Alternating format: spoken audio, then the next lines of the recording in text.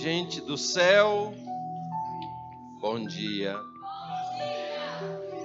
Paz do Príncipe da Paz, o nosso querido Senhor e Salvador Jesus Cristo.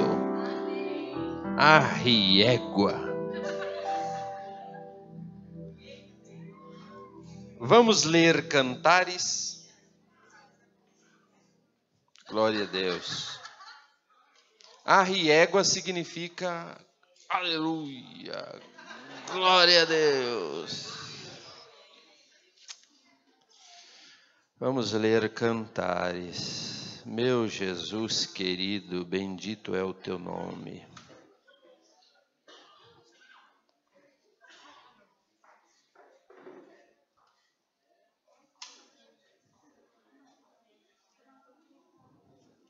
Vamos ler no capítulo de número 3.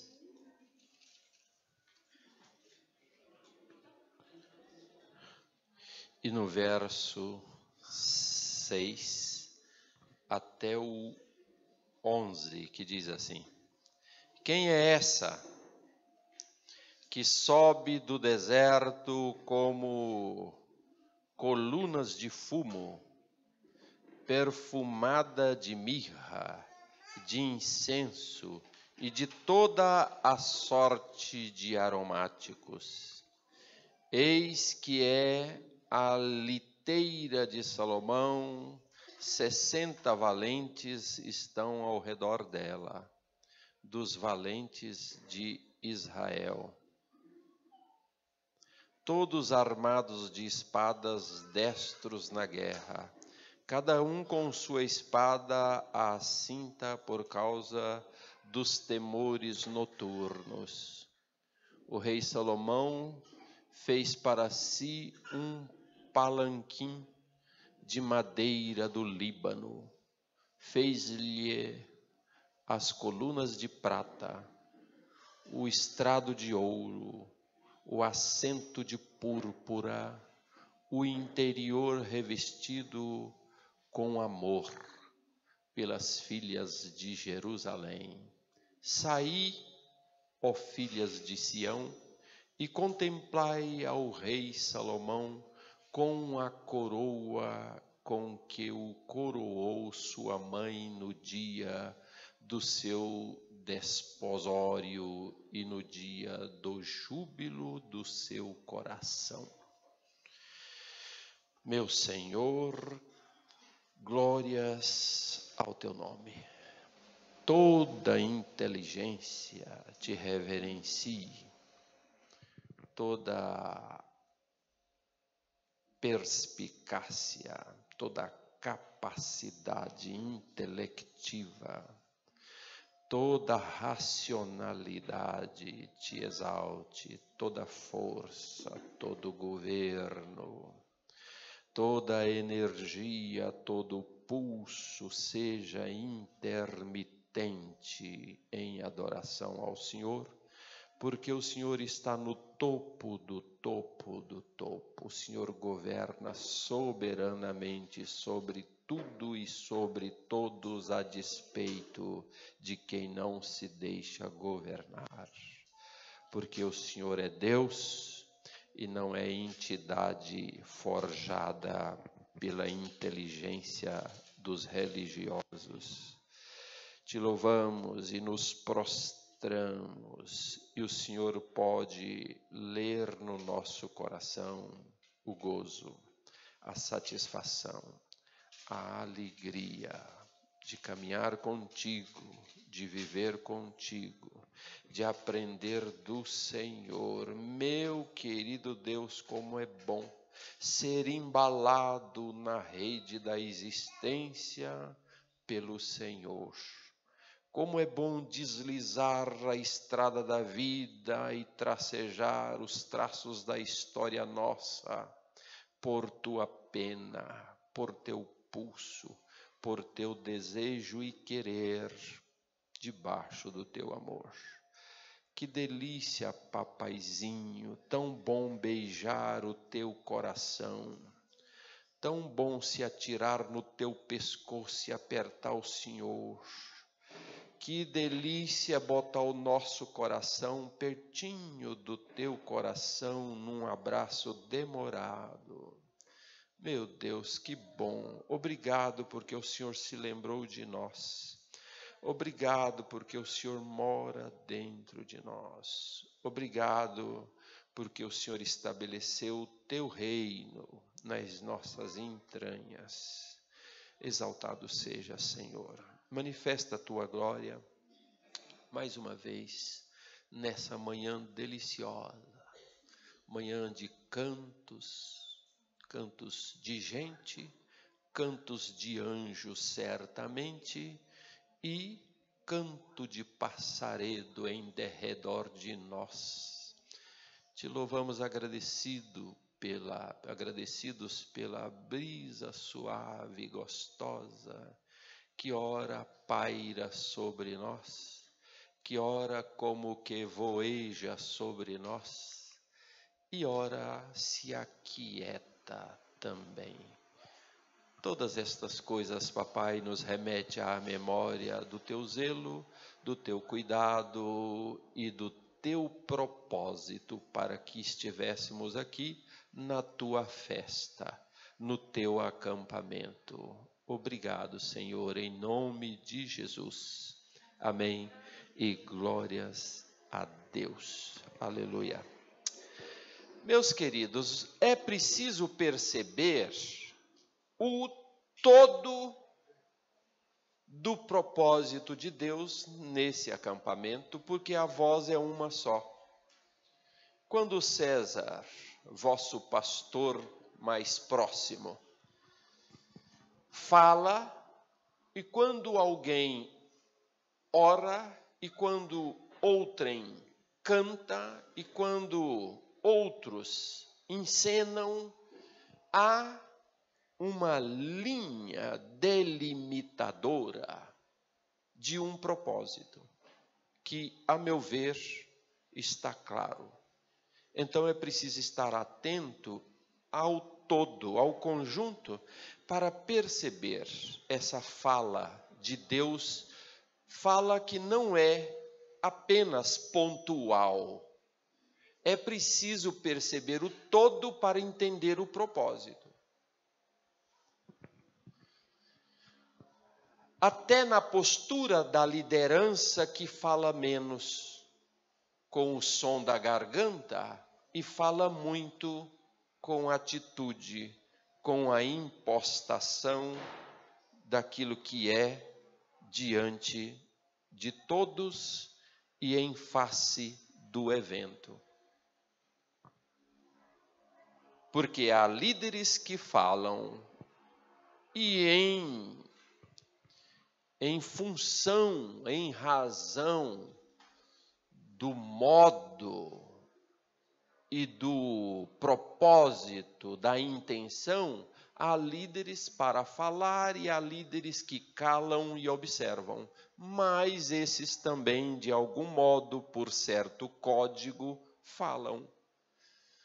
E tudo isso costurado numa fazenda só nos dá um resultado, e a gente tem que perceber isso, para não ter aquela visão só pontual daquilo que Deus me falou diretamente a respeito de uma questão minha. Firmeza? Então, fechou. Por exemplo, qual foi a primeira mensagem que eu trouxe? Qual foi? Encantado. Encantamento. O que é encantado? É uma via de relacionamento. Então, encantado não é um momento. Eu não estou encantado. A proposta é um estado existencial em face do evento de Deus em favor de nós. Então, nós vivemos em estado de encantamento. Portanto, não é aqui só. É lá. No dia a dia, nas ações odiernas do vosso dia a dia. Encantado na escola, com a mesma razão, com o mesmo lastro, que é aquilo que foi dado. Encantado, maravilhado pelo feito de Deus, pela obra de Deus, pelo operar de Deus, pelo amor de Deus, pela colossal obra de Jesus Cristo na cruz, pelo operar do Espírito Santo dentro de um projeto arquitetado pelo arquiteto de todas as arquiteturas definitivas antes da fundação do mundo. Encantado com isso, enquanto anda de ônibus. Encantado com isso, enquanto joga a semente na terra, enquanto educa o filho, enquanto beija a namorada, enquanto abraça o namorado, enquanto caminha na feira comprando tomate. Encantado com isso. Entende? É um estado. Eu percebo a intenção de Deus de abrir a janela para esse viés, muitas vezes, legado a planos diminutos. E o fundamento, a base do encantamento é o quê? O amor. Não é? É o lastro que alicerça o meu encantamento. Não é gratuito, não é shakespeariano. É esse amor que se manifesta com um ato, com atitude, né? E a segunda mensagem?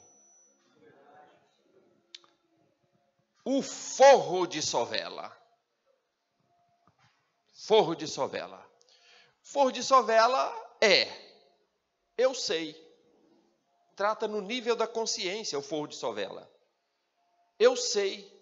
Eu não me deram uma injeção na testa. Não me lavaram a mente. Não, eu sei, eu estou consciente, não estou em transe, eu estou acordado. Não me botaram uma faca na garganta. Não me puseram em camisa de força. Não estão me manipulando a minha consciência. Não, eu quero. É a minha alegria, é a minha felicidade. Eu quero, estou feliz. Estou encantado, maravilhado, e eu estou lá porque eu quero. Eu não pratico eventos delegados pela hierarquia. Eu faço parte do projeto. Eu sou o projeto. Entende? Não me mandam fazer coisas. Eu estou integrado. Eu não sou um ator, eu sou a história. Eu não sou coadjuvante. Eu sou o projeto. Entende? Estou empenhado. E hoje, vamos continuar a prosa que faz parte do pacote. Lendo Cantares, essa expressão aqui meio que de encantamento. Quem é esta que sobe do deserto como colunas de fumaça perfumada de mirra? Barbaridade! Quem é essa, cheirosa como incenso e cheia de perfume de todos os pós dos mercadores? Mas que coisa magnífica, arrebatadora, que me leva para transitar na dimensão dos sonhos. Quem é essa? Porque eu entendo, queridos, que nós, dado o nosso contexto eclesiológico contemporâneo, somos, muitas vezes, levados a ter sempre uma visão pessimista da igreja. Vira e mexe, nós estamos falando da igreja pela ótica mais crítica do que contemplativa da sua beleza extraordinária. E é bom que se fale criticamente, mas em alguma condição. Por exemplo, quando você está na condição de profeta, profeta que eu digo, não é aquele que rodopia e diz, eis, assim diz o Senhor. Não é esse. Eu estou falando profeta, aquele que abre a Bíblia e profetiza. Profere o dito dos mistérios de Deus. Proseia. Quando você está na condição de profeta, quando você está na condição de mestre, ensinando a palavra, aí sim deve trazer à tona as questões negativas e botar tudo em discussão, mas saiu dali, lá na fila do supermercado, não vai ficar pichando a igreja, não vai ficar tendo esse olhar negativo a respeito da igreja, seja ela lá que for, entende? Então, eu vejo o propósito de Deus também de nos trazer para esse lado mais daquela igreja que eu falei na primeira mensagem. Tem uma igreja que apanha, mas tem a igreja ideal. É melhor ser a igreja ideal do que a que apanha. A que apanha sempre houve e sempre vai haver. Porém, ela não deve nortear sempre a nossa prosa no cotidiano. Só quando for para estudo sério, sistemático, para o nosso crescimento, para dizer que a gente está acordado, está ligado, está sabendo, está consciente do contexto geral, só para isso. Mas saiu dali, vamos nos esforçar num exercício para ver aquela linda, que a gente fala, barbaridade, que coisa linda, que cheirosa, quem é essa? A gente precisa perceber essa, precisa olhar para essa, precisa encantar-se com essa, precisa se submeter voluntariamente ao Senhor e nos congregar no seio dessa.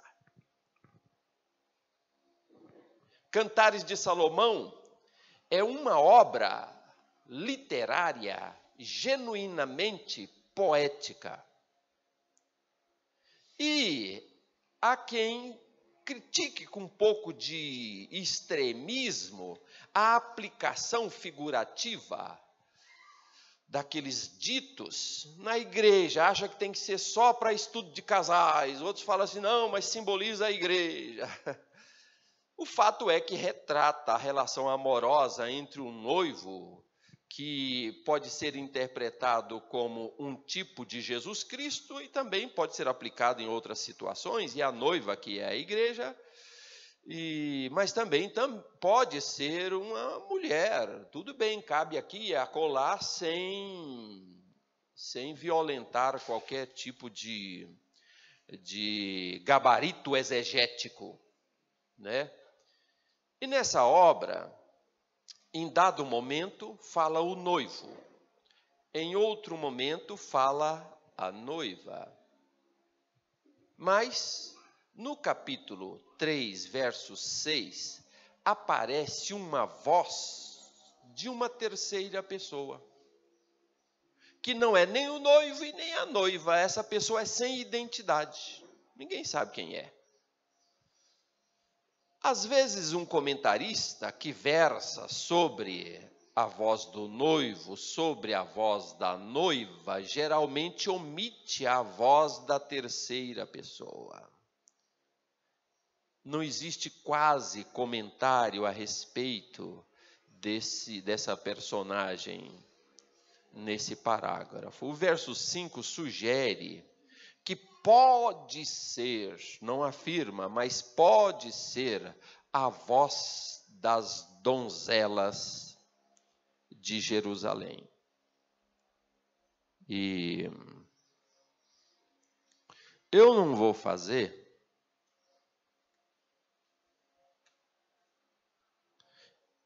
fazer uma interpretação pura e simples, porque não há como fundamentar uma argumentação, porque seria tendenciosa, e eu quero fazer com um leque um pouco mais aberto. Eu vou apenas aproveitar aquela situação para construir um raciocínio biblicamente possível. Firmeza? Fui claro? Então, fechou. Poderia, por exemplo, ser a voz da sociedade espantada, dizendo: quem é essa? Poderia também ser a voz da oposição, roxa de inveja, censurando e dizendo: pô, quem é essa? Quem que ela pensa que é? Está se achando. Ou poderia também ser a voz de anjos admirados, entidades de outra dimensão, fala: puxa vida, nasceu com a bola toda. Quem é essa? O que esperar dela? A igreja, chamada pavilhão de mistérios, de verdade é repleta de mistérios. Não o templo, não o arranjo denominacional, não a instituição, mas o ambiente. E o que eu quero dizer como ambiente, não apenas o ambiente imediato, mas o ambiente espiritual, o ambiente da dimensão que paira não apenas aqui, mas sobre toda a face da terra. Esse ambiente igreja, um ambiente subjetivo, que está acima, esse ambiente igreja, que ora permeia espaços como esse, está permeado nesse exato momento. E então, é um lugar diferente, esse ambiente permeado por aquele ambiente espiritual, é um ambiente permeado de riqueza diferenciada, que tem a sua própria cultura. A igreja tem a sua cultura, não tem? É um povo diferente. O simples fato de carregar a Bíblia é uma cultura. A gente olha assim, é legal. Eles portam a Bíblia, e é cultural isso. A maneira de falar tem um linguajar próprio, chamam uns aos outros de irmão, né? E é um monte de coisa, é um conjunto de situações, as expectativas, os sonhos, falam graças a Deus, falam se Deus quiser, misericórdia, é diferente, sabe? Esse conjunto é bonito. Um lugar de manifestações de poder e de virtude que parece loucura, às vezes. Não parece? Eu acho que se fosse no tempo do Juqueri, muita gente lá... Quem leu o Alienista do Machado de Assis? Muita gente aqui ia ser pego pelo alienista e levado para lá para o Juqueri, porque assim foge do padrão. Parece loucura. A própria Bíblia assume que parece loucura. Loucura para alguém que vê por um certo viés, e de fato é loucura. O apóstolo Paulo fala assim, assume, fala, nós somos mesmo. Nós somos loucos por Cristo. Pela loucura do Evangelho. Quantos são salvos pela loucura do Evangelho, diz ele? Assumidamente. Então, alguém que olha por um certo viés, por que parece loucura? Porque as coisas que acontecem aqui não são do padrão corriqueiro do que ocorre fora daqui. Por exemplo, é normal o vírus da AIDS desaparecer sem uso de remédio? Não é normal. Não é normal. É impossível. Mas aqui na igreja do Senhor, nessa dimensão, é normal. Conheço vários testemunhos. E, ao mesmo tempo, é normal também alguém aidético se converter revoltado com o seu diagnóstico, aí se converte, vem para cá, e se definha nos bancos da igreja até a morte, morre de AIDS, glorificando a Deus e se achando indigno de estar na igreja do Senhor, tão encantado com a maravilha de transformação que Deus fez no seu interior, salvando a sua alma. Não parece loucura? É uma loucura. É normal um tumor canceroso ser extirpado sem cirurgia? Na igreja é. Olha que loucura. É normal um filho do diabo tornar-se de repente, metamorfosear-se em um filho de Deus? Não é normal. Mas aqui, nessa dimensão, é normal. Olha que ambiente diferente, pavilhão de mistério.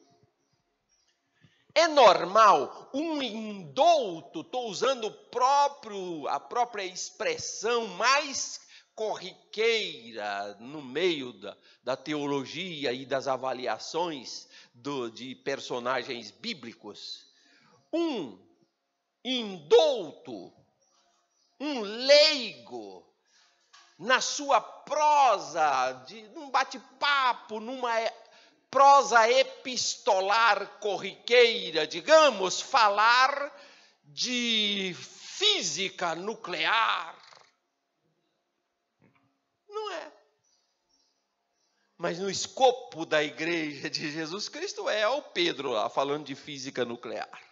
Falando de fissão, falando linguagem freudiana quando diz a respeito de que o menino tem o chamado da natureza espontâneo para achar o peito da mãe, para sugar o necessário para se construir estruturalmente. Olha o Pedro falando isso.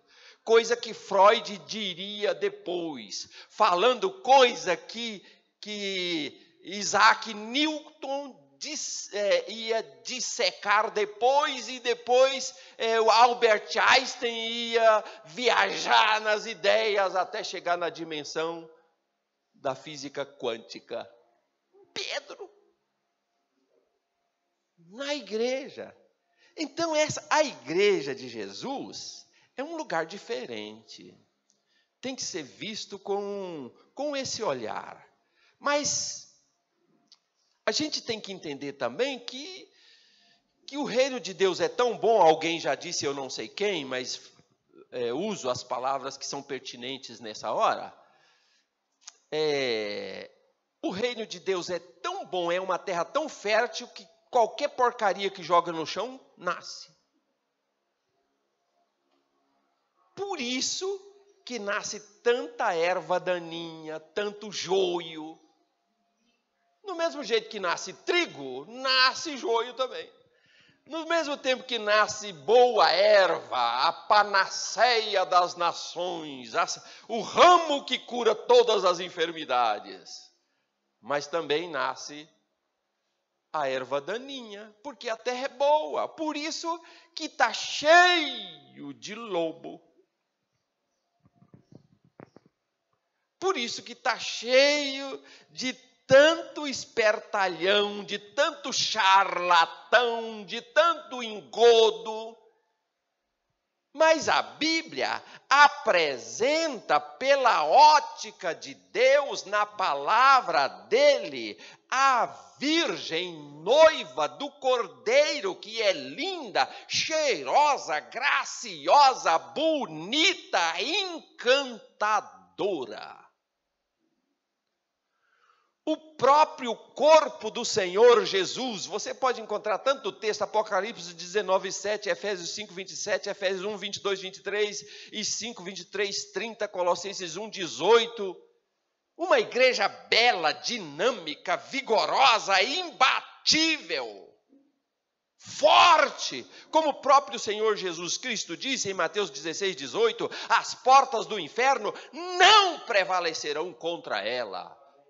Se a porta do inferno não prevalece, está dizendo que ela prevalece.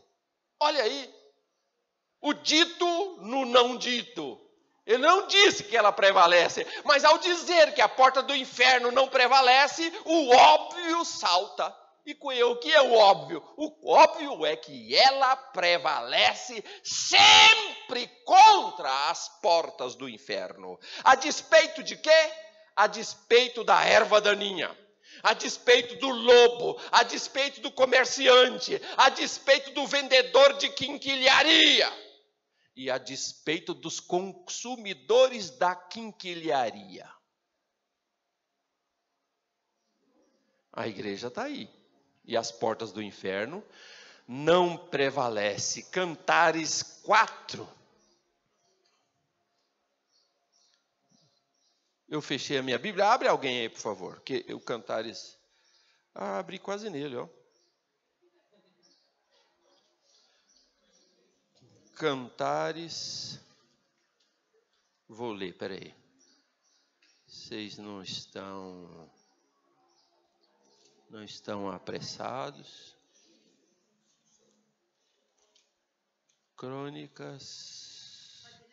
Pode.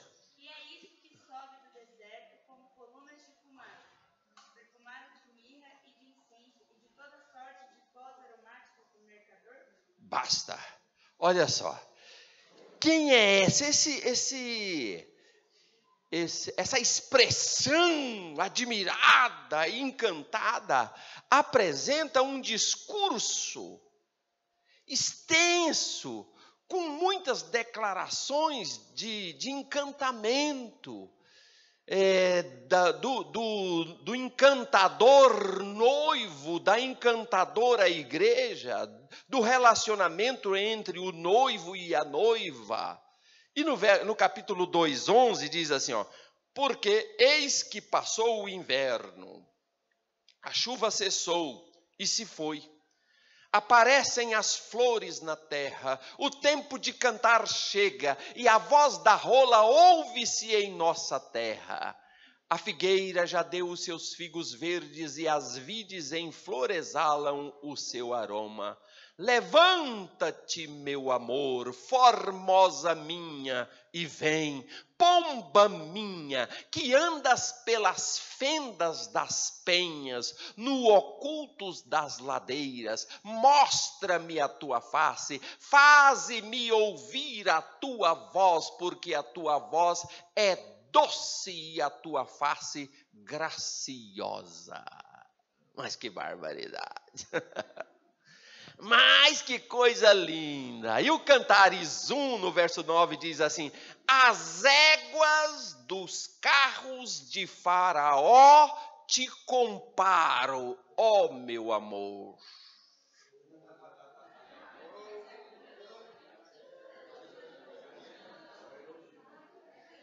As éguas dos carros de Faraó te comparo, ó meu amor.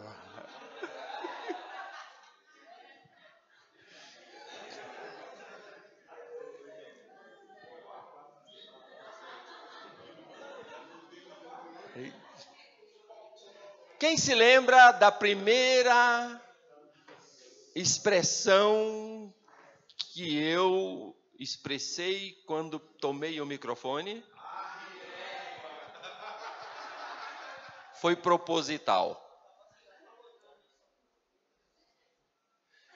Qual foi a primeira mensagem? Encantamento. A segunda? Forro de sovela. E a terceira? Arriégua.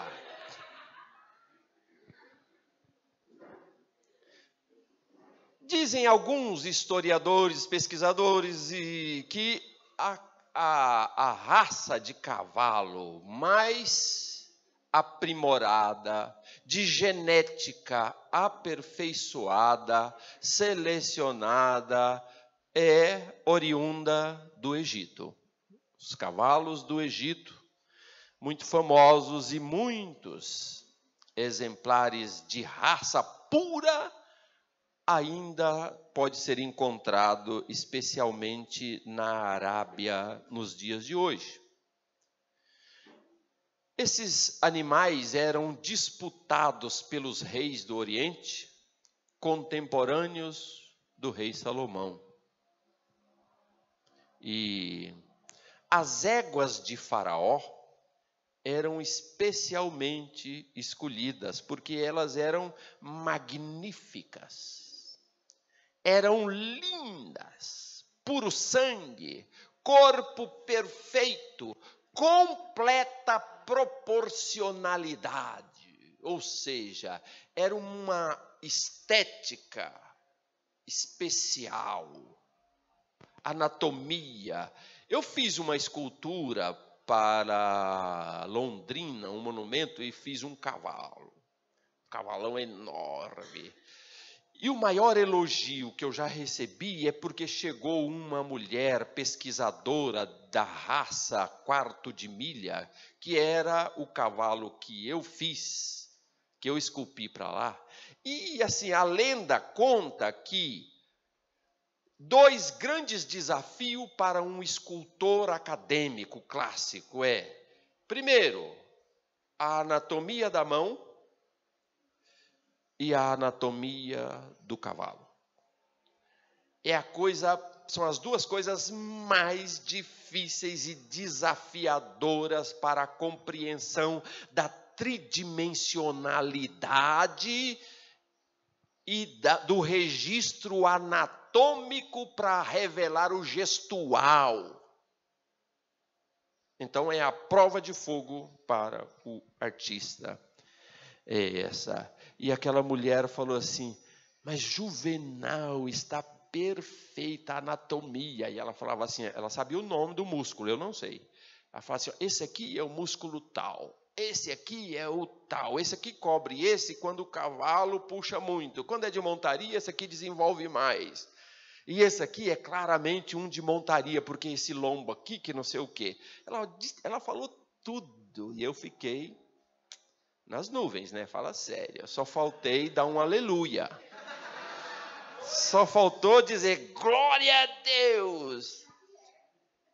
Porque o conjunto da anatomia do cavalo é uma coisa já observada desde tempos imemoriais. Por conta das éguas de Faraó, tinha que ter uma proporcionalidade perfeita. E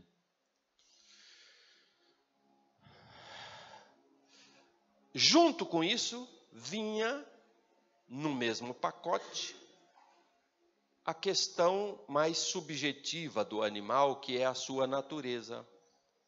Os predicados próprios para o adestramento do animal, que é aquela capacidade excepcional de aprender e de atender a comandos. Tudo isso estava nas éguas de Faraó. Não conhecer outra vontade que não a vontade do seu instrutor, do seu condutor. Viver só para levar o carro do rei para onde quer que o rei quisesse ser conduzido. Essa era a função das éguas de Faraó. Então aparece esse Cantares de Salomão, fazendo um grande elogio que às vezes não é nem compreendido pelas nossas companheiras, né? Então, você tentou, eu também tentei, mas ela sartou de banda.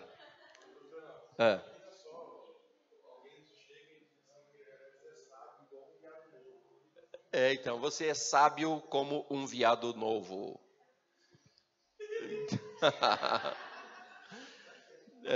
Mas olha só, eu conheço muitas vozes de interjeição, de espanto, de uau. Por exemplo, quando lá em Goiás aparecia uma cobra no galinheiro, era um alvoroço danado. A gente sabia que tinha cobra no galinheiro, porque as galinhas cacarejavam. Tinha um jeito próprio do cococó, não era qualquer cococó. Era um cococó de que a cobra chegou. Porque esse cocó é o cocó de acabei de botar um ovo. Mas tinha um outro cococó, aquela coisa escandalosa, galinhesca.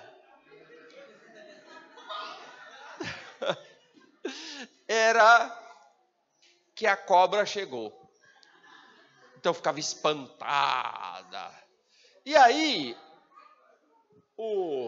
os homens também, às vezes, têm comportamento parecido com a galinha. Nessa parte, a gente dá um pouquinho de razão para o senhor Darwin, que a gente, num passado muito distante, deve ter sido galinha.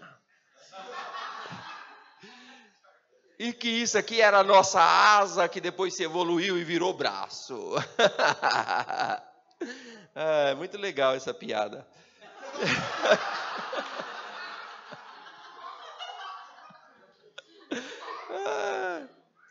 Por exemplo, se fosse um mineiro, ele diria, uai só, que é isso, gente? Diante daquele espanto, quem é essa? Um pernambucano do sertão do Cariri, comedor de farinha de mandacaru, ele diria assim, oxente menino, oxente menino. Já um goiano diria assim, ué, que trem mais esquisito. Ué, que trem mais esquisito. Já se fosse um gaúcho, diria assim, barbaridade, tchê. Barbaridade, tchê. Mas o nortista diria assim, eita pega. E o nordestino legítimo diria, arriégua. Já viu essa expressão? Arriégua. Mas digamos que um anjo pode ser que, admirado, dissesse, quem é essa?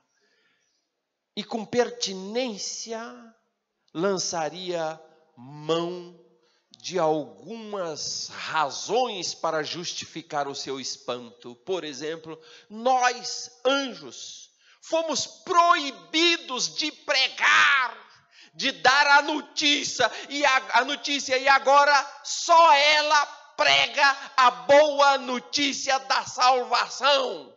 A gente queria pregar, mas está escrito que a gente não pode pregar. Quem é essa? Arriégua, barbaridade. Que trem mais esquisito, que coisa é essa, só? 1 Pedro 1,12 diz assim, pelo Espírito Santo enviado do céu, vos pregaram o evangelho, para as quais coisas anjos desejaram bem atender. E Colossenses 1,8 diz que eles não vão pregar. Eles queriam pregar o evangelho, mas eles não vão pregar o evangelho, a não ser o evangelho que será anunciado por um ministério angelical lá no Apocalipse, registrado no capítulo 14. Só no fim eles vão pregar.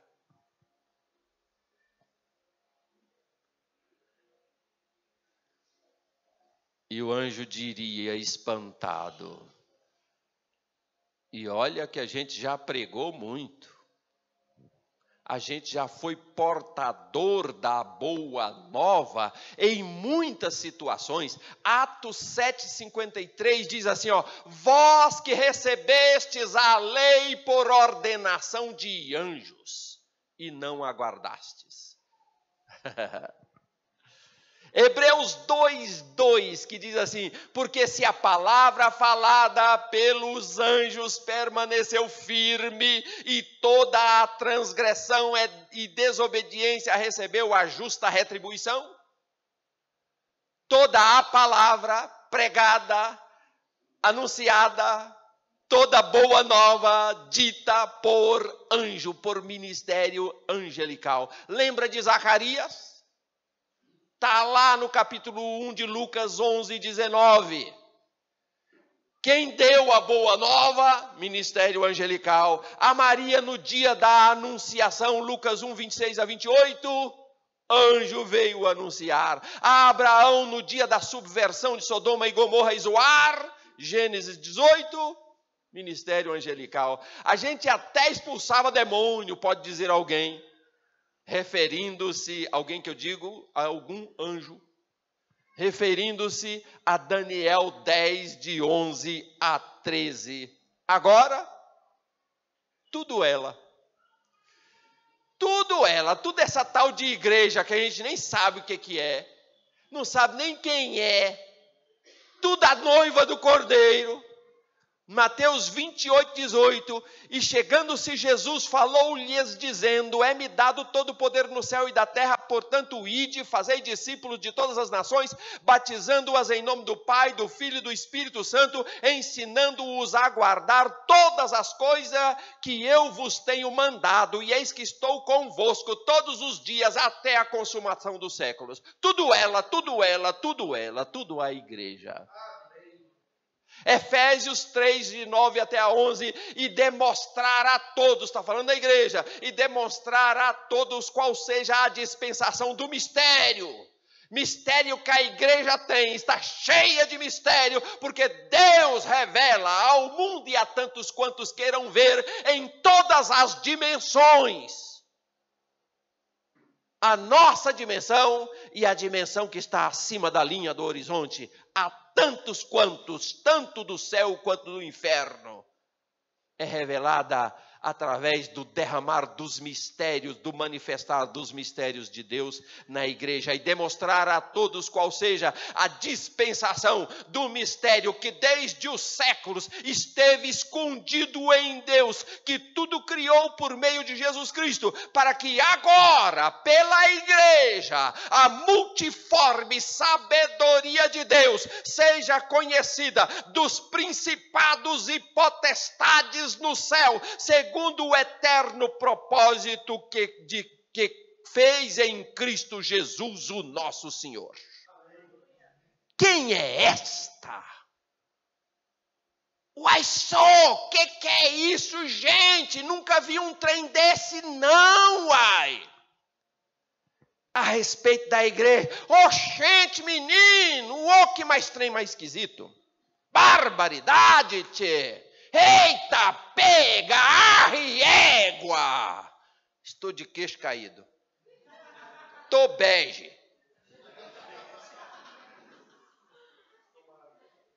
Estou encantado, maravilhado. O estou bege é da voz de inveja.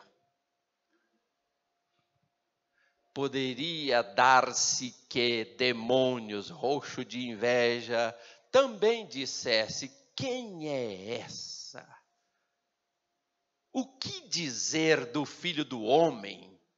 No céu, Ele sempre foi o cara, o bambambam, o tal. Está lá em Colossenses 1,16. Porque nele foram criadas todas as coisas que há nos céus e na terra, visíveis e invisíveis, sejam tronos, sejam dominações, sejam principados, sejam potestades, tudo foi criado por ele, para ele, e ele é antes de todas as coisas, e todas as coisas subsistem por ele. Ele, o grande arquiteto da criação, João 1:3, todas as coisas foram feitas por ele, e sem ele nada do que foi feito se fez. Roxo de inveja. Ele se fez semelhante ao homem, o bambambam. O Kyrios se fez semelhante ao homem, que foi criado semelhante ao Pai. Por causa de quem? Por causa dela. Se Deus se morreu lá na cruz, no espetáculo horroroso, a voz da inveja está falando. Num espetáculo horroroso, se derramou lá, esmagado na cruz. Por causa de quem? Por causa dela. Foi seu remidor e hoje é sacerdote e intercessor 24 horas por dia. Em favor de quem?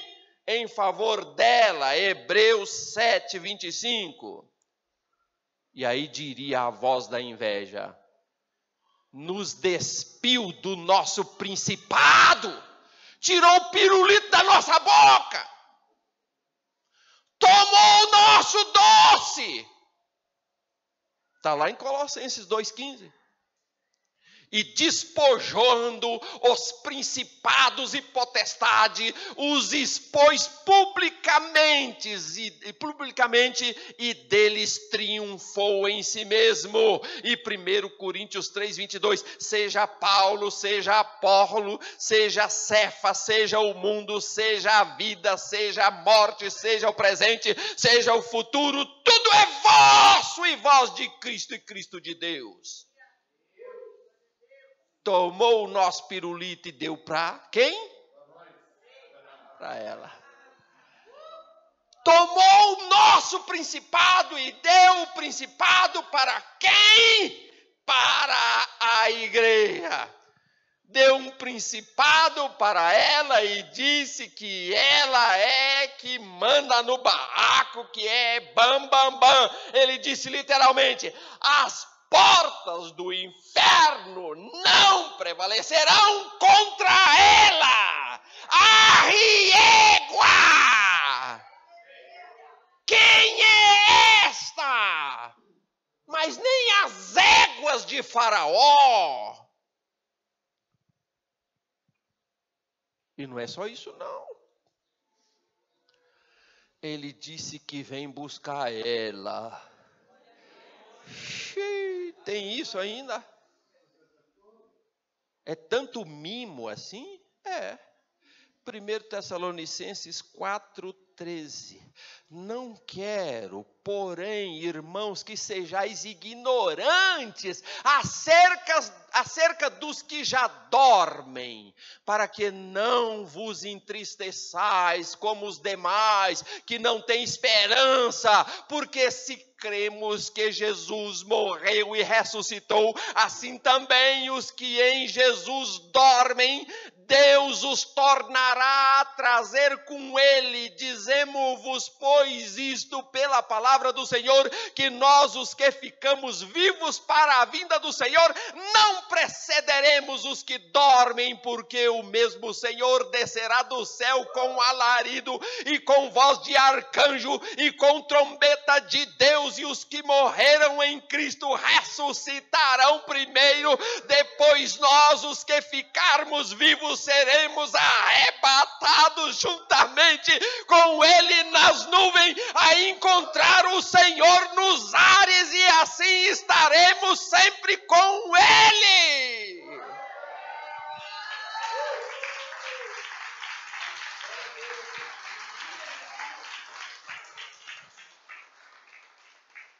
Sabia disso? Aquele que ficou bege pergunta para o companheiro. Sabia disso?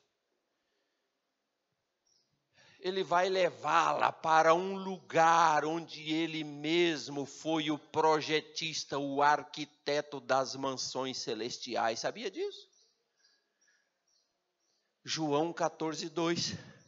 Tem até uma tal de comitiva de anjos e espíritos celestiais para o tal de arrebatamento. Está lá no Mateus 16, 27, 25, 31 e 2 Tessalonicenses 1, 7.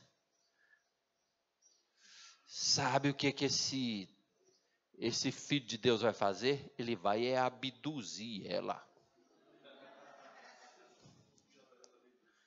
Isso não é tudo, não. Sabe que ele agendou um grande banquete no céu com serviço de anjo e tudo mais. Para quê? Para as bodas com ela.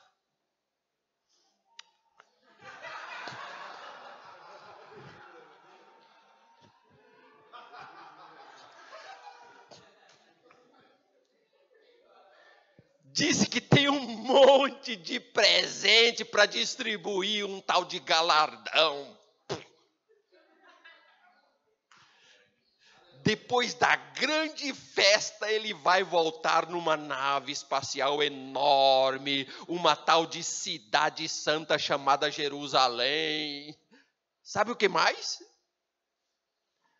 Vai compartilhar com ela o governo das nações no milênio. Arriégua! Arriégua! Eu tô bege. Quem é esta?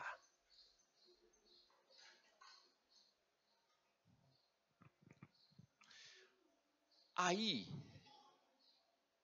nos debruçando no geral desse acampamento, que não foi feito para tirar do contexto agitado da vida comum e trazer para um isolamento, conforme disse o vosso pastor ali no começo, na abertura, que não é para andar, você não está aqui para andar 8 quilômetros por lá para o alojamento, depois voltar. Existe um propósito mais nobre, né? Lembra da prosa do César, no começo? Então, nos debruçar para perceber qual é esse propósito mais nobre, o todo dele. Então, tem que ter uma pergunta incisiva, direta, olho no olho. E você? Que já ouviu de encantamento, já ouviu de estilo de vida, porque estar encantado e tendo por lastro o amor está remetendo para um estilo de vida. Se submeter, abrindo mão de tanta coisa que você era arraigado, viciado, escravizado e se submetendo à sovela na orelha como forro que é, como princípio norteador de condutas na vida comum. E você? Em face dessa joia preciosa, dessa perfumada, cheirosa, sedosa, gostosa, encantadora, bonita, desejada. Em face disso, e você? Quando olha tudo isso que Deus preparou, te agendando para estar aqui no seu acampamento, não é o acampamento da tua igreja. A igreja é a ferramenta que Deus usou e usa. Igreja que eu digo instituição. Usou e usa para cumprir esses propósitos. Mas é o acampamento dele. E bem-aventurado é o que percebe o querer dele e transforma e faz valer, estabelece, institui. Consegue captar, pegar, tem prosa de tamborete com ele. Prosa de tamborete é diferente da prosa de plateia. Prosa de plateia é a prosa de 1 para 100, de 1 para 50. de 1 para 10, de 1 para 1000. Essa é a prosa aberta, de plateia. Mas existe a prosa de tamborete. Tamborete, o banquinho, que você senta meio agachadinho para ficar mais intimista, para o olhar não ir muito longe, baixinho, só consegue ver pertinho para ficar bem. De 1 para 1, prosa de tamborete, de 1 para 1, como Moisés lá no monte, proseando prosa de tamborete com Deus. Há quem, numa prosa de tamborete, recebe de Deus o projeto e, percebendo, estabelece e faz valer, leva a termo. Então, esse acampamento não é o acampamento de A ou de B, é o acampamento de Deus. É preciso debruçar-se sobre o todo dele para perceber qual é o teu posicionamento em face de tudo isso. Você é apenas um simpatizante do reino? Ou você está maravilhado, está encantado, já bateu continência, reverenciou e disse: eu quero, pode pôr a sovela na minha orelha. Eu tenho amor suficiente, um amor imenso, um amor com semente. A semente me veio quando o Senhor me amou. E aí eu retribuo. Eu entendo essa dimensão, eu quero isso para a minha vida. Na tua particular visão, o que é a igreja do Senhor Jesus? Qual é a tua posição real no corpo de Cristo? Não na instituição, nessa que paira.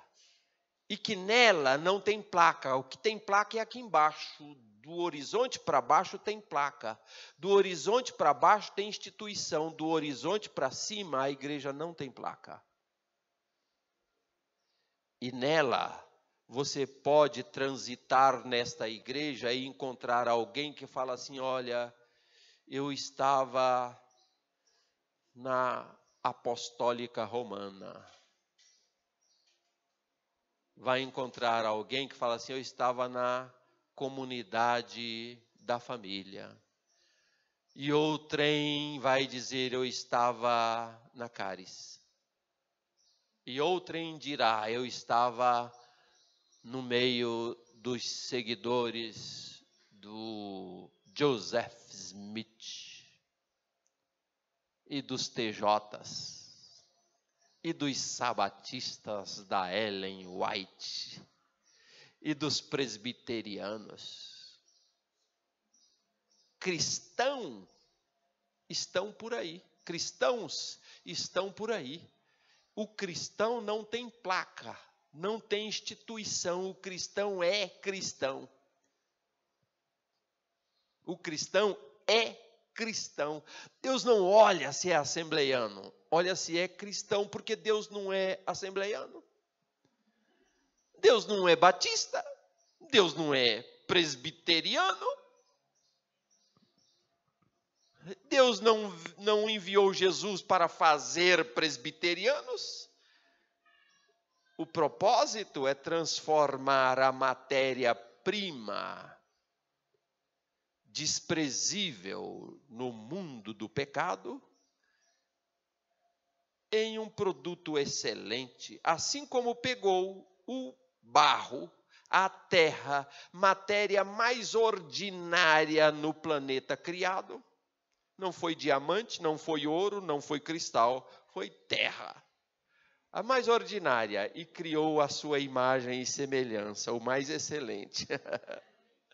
Assim também pega no meio podre de pecados, a matéria ordinária de pecadores, Gente ruim, candidata a inferno, gente ruim, candidata ao inferno. Ele pega isso como matéria-prima e transforma na imagem e semelhança do Filho. Ou seja, em cristão, a imagem e semelhança do Cristo. Cristão, imagem e semelhança do Cristo. Humano, imagem e semelhança do Criador. Esse é o projeto, não é assembleiano ou presbiteriano. Muitos, talvez, nem seja associado a nenhuma organização,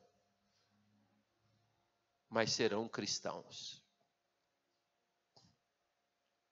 E na condição de cristão, esse é a igreja.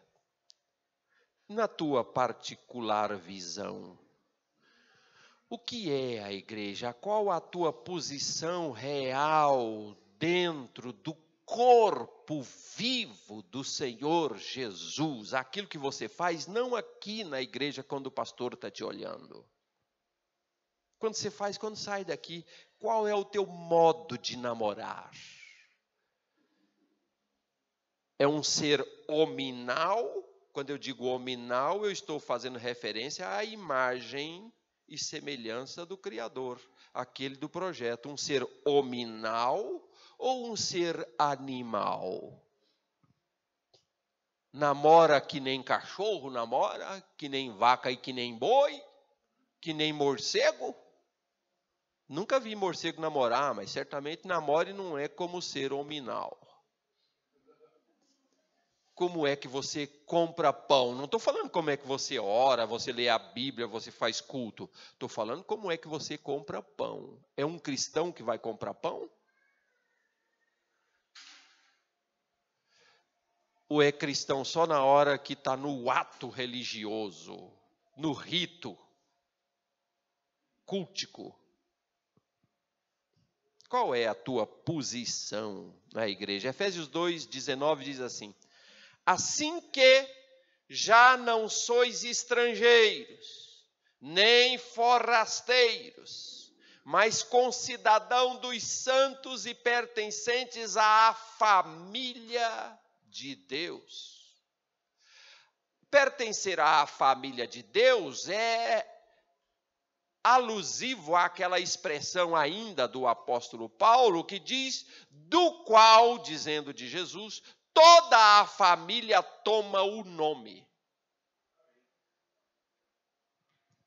Eu sou da família Santos. Eu sou da família Vasconcelos. Pertence a um clã específico. Está falando aqui da família dos cristãos, que toma o nome de Cristo. Ser cristão é tomar o nome de Cristo. Assim que já não sois mais estrangeiros nem forasteiros, mas concidadão dos santos e da família de Deus. E aí eu quero transliterar para uma expressão que convém para adequar a um ensinamento aqui, que é fazer uma análise de duas expressões que diz assim, ó, assim que já não sois paroikoi, mas oikeoi dos santos, um membro da família de Deus. Assim que já não sois paroikoi, estrangeiro. Esse estrangeiro tem o sentido de gente que vai viajar e chega num lugar e hospeda numa pensão, e chega lá, ele come, ele bebe, ele dorme, ele suja a toalha, ele joga a garrafa de água debaixo da cama, e depois no dia ele paga, vira as costas e vai embora e larga o caos atrás de si. É um sanguessuga, um chupim que paga e acha que porque pagou pode deitar e rolar, e porque afinal de contas eu estou pagando. Estou pagando, né? Então esse é o paroikoi. Tem paroikoi na igreja. esse estrangeiro, tem estrangeiro na igreja. Estrangeiro residente. Não é um estrangeiro que passa, é o estrangeiro residente que passa e fica um pouco, suga. Quer uma boa comidinha, quer uma boa mensagem, quer um bom acampamento, comida de primeiro no acampamento, acomodações confortáveis no acampamento, porque senão fala, não, isso aqui, qual foi a média? Que nota você dá para o acampamento? Tinha pernilongo, não tinha 5 opções de mistura, só uma mistura só. Refrigerante não estava muito gelado, estava assim um pouco quente. Ou então estava congelado, estava de pedra. Não gostei, sabe? Tá bom, a gente é crente, né? Tudo para a glória de Deus. É tudo para a glória de Deus. Tá bom assim, né? Mas a gente pagou, quanto você pagou mesmo?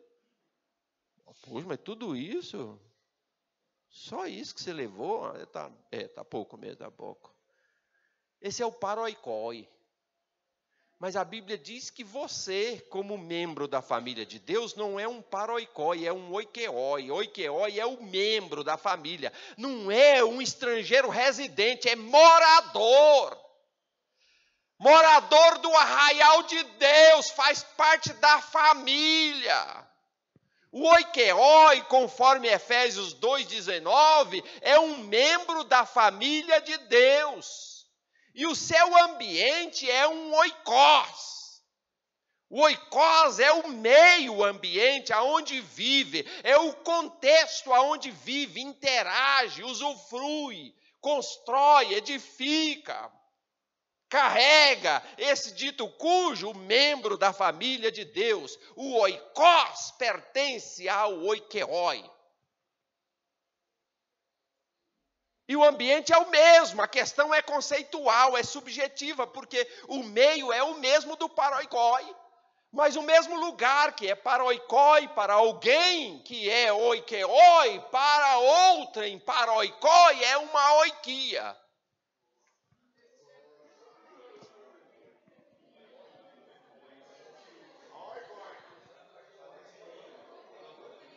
É a aplicação da relatividade. Para você aqui pode ser você que é oikeoi, esse lugar aqui pode ser um oikos. Mas para você que é um estrangeiro residente, que é um sanguessuga, um morcegão, um chupim, para você que é paroikoi, isso não é um oikos, para você é uma oikia.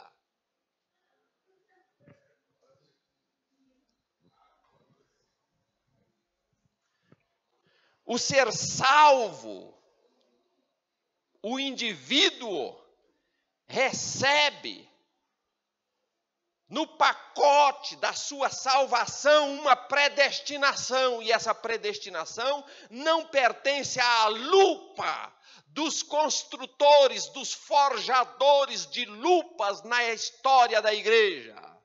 Não é uma demanda calvinista e arminianista. O ser salvo implica em receber uma predestinação diferenciada a partir da salvação. Isso está escrito claramente, não precisa de lupa de ninguém. É só ler e concluir com qualquer raciocínio de quem sabe ajuntar um B com A é Ba, um T com A é Ta e um B com U é Bu. O ser salvo, o indivíduo que foi alcançado, que tornou-se nova criatura, recebe a predestinação de ter a estatura de Cristo. Todo cristão é predestinado a partir do seu novo nascimento. Recebe a predestinação. No dia que você aceitou Jesus, que você tornou-se cristão, você recebe uma predestinação. A predestinação significa que você ainda não é, mas está predestinado a ser. Não é ainda. Está predestinado a ser o quê? semelhante até a estatura de Cristo. Está lá em Romanos 8, 29. Porque os que dantes conheceu, também os predestinou para serem conforme é modelado, conformado, metido na forma. Sabe a forma de adobe? Que a gente pega um quadrilátero retangular de madeira do tamanho do tijolão, pega o barro e lança ele com força, assim, poft, e ele se encaixa e sobra um pouco para fora da forma, pega-se uma régua, passa em cima para ficar lisinho e tira a forma, bota na água para receber a próxima leva de barro. E aí faz um adobe, e mais um adobe, e mais um adobe, e 1 milhão de adobes. É esse o senso, o sentido da expressão de conformes.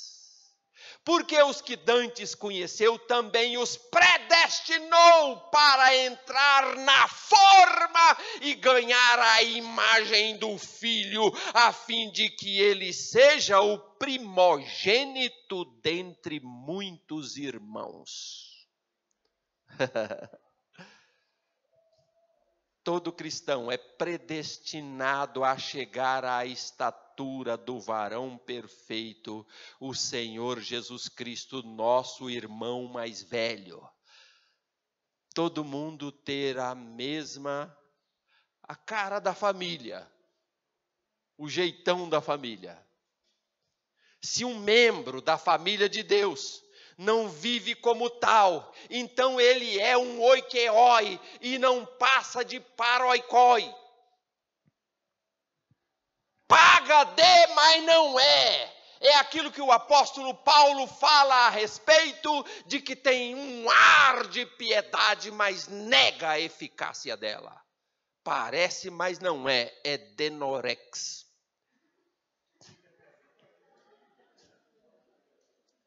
Não é bastião de coisa nenhuma, não é pavilhão de mistério e nem de nada. O seu oikos não passa de oikia. Ele é apenas um passivo insignificante, letárgico, estanque, enredomado na sua vaidade, muitas vezes com meia dúzia de palavras decorada do crentez.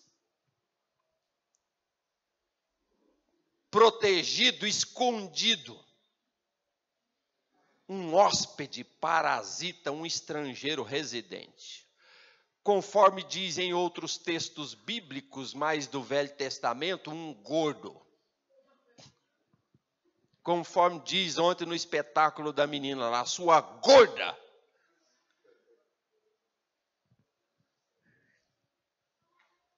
E esse gordo da palavra aqui é aquele morcegão que vem na igreja e só quer sugar.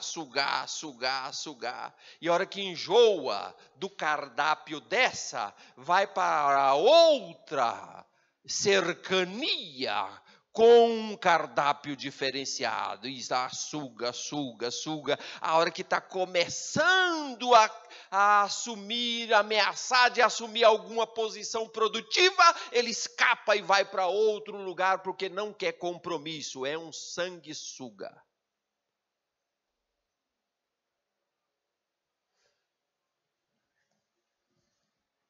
Tem aparência de piedade, mas nega a sua eficácia. Mas diz lá em Isaías, no capítulo 10, 16, ai das gordas.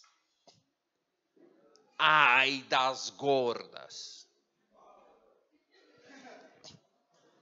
Aquela que só vem, come, vai engordando e depois volta no próximo domingo para degustar o cardápio da semana que vem.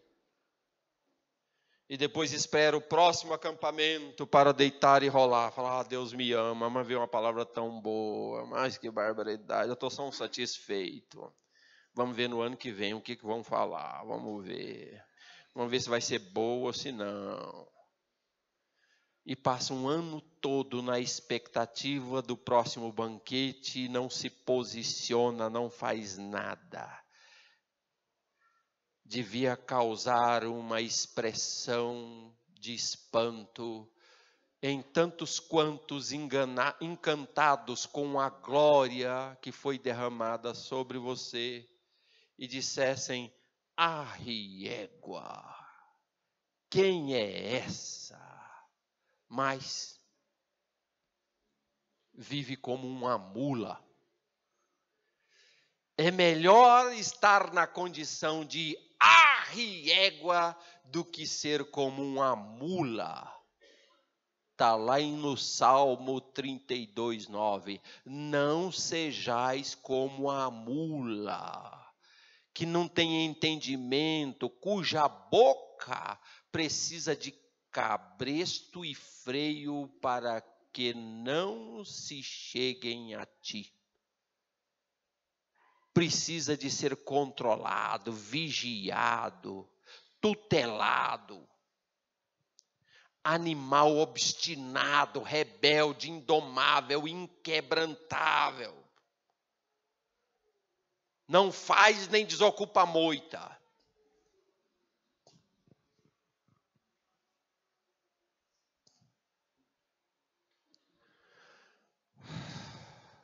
Um paradigma de contraste entre vontade própria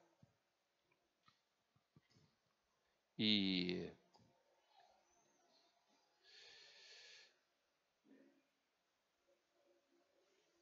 uma sujeição em consciência. Gostaria que você, ao sair daqui desse acampamento, não fizesse uma avaliação se a mensagem foi boa, ou se foi ruim, ou se foi teologicamente interessante, ou se foi um pouco... não foi tão teológica, foi mais experiencial do indivíduo que tem uma história, ou que você fizesse um outro tipo de avaliação. Encadeia todo o conjunto da obra, projeto de Deus nesse acampamento dele e veja qual foi o propósito. O propósito geral e o propósito específico, pontual para você. Teve duas pessoas que me pediu o esboço da primeira mensagem e hoje me entregou um papelzinho escrito, mas eu vou fazer diferente. Eu vou deixar o esboço para todo mundo, só que eu vou deixar virtualmente, que eu não preparei nem nada, mas depois, não sei quem vai cuidar disso, né? O César vai me indicar. E se alguém se interessar, também não sei, pode ser que, né, seja uma visão um pouco de poliana, de mundo ideal, de tudo maravilhoso, e eu estou achando que todo mundo vai querer, mas está aberta a quem interessar possa.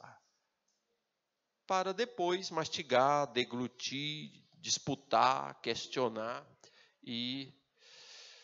quem sabe se aprofundar muito mais do que o que foi possível nesse pouco tempo de prosa, muitas vezes cansativo, por conta de que o próprio andamento, né, que vocês brincam, vai na piscina, fica até noite, até altas horas fazendo serenata lá no clube, como é que chama? Ficam lá no Vitória Show até altas horas. E aí depois chega aqui, fica pescando um pouco e fica comprometida a compreensão. Mas depois vocês podem, né, pegar e ver entre vocês. Não são muitas páginas, deve estar aí o primeiro dia 6, o último 6, o outro 3, 12, 15 páginas. Então depois aí quem interessar está aí. Eu vou deixar com alguém, o César vai me dizer quem que vai cuidar dessa história. Firmeza? Então fechou, Deus te abençoe.